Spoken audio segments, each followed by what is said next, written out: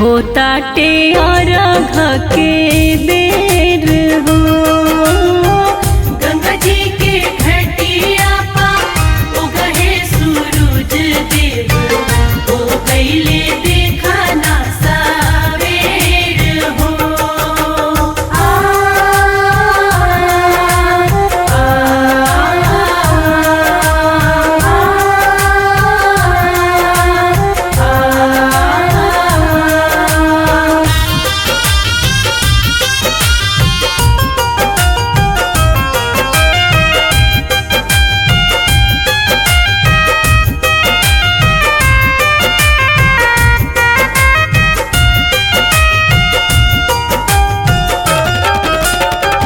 केलवा के पतवा हो तोहके बोलावता, अर्घ के गीतिया हो सबके हो गावता। जय छठी माँ, जय छठी माँ।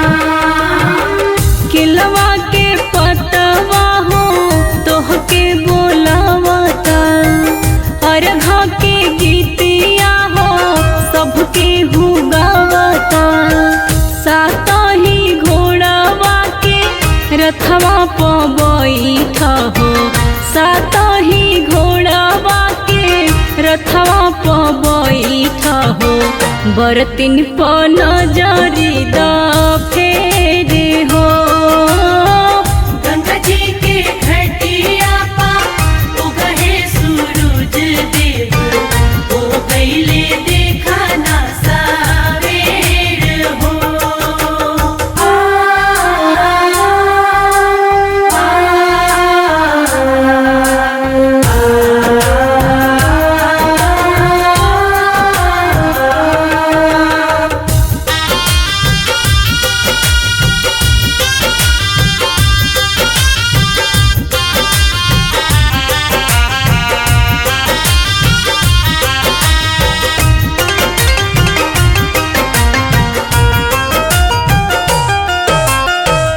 गैया के दूधवा आइल, पंडित जी भी आईनी।